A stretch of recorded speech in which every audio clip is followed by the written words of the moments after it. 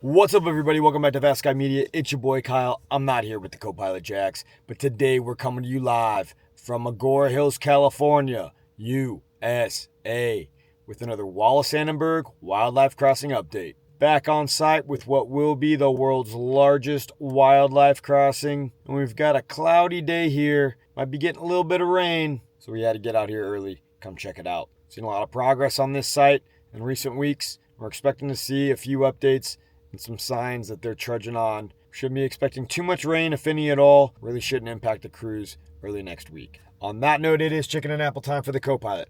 If you like what we're doing, if you want to help support the channel, give us a sub if you haven't already. Buy me a coffee, link in the description below. Super chat, super thanks. Thumbs up the video, comment on the video, for better for worse. All that goes a long ways, keeping us on the road, bringing y'all that quality content. So without further ado, let's go and get on out there, show you guys what's going down. Peace.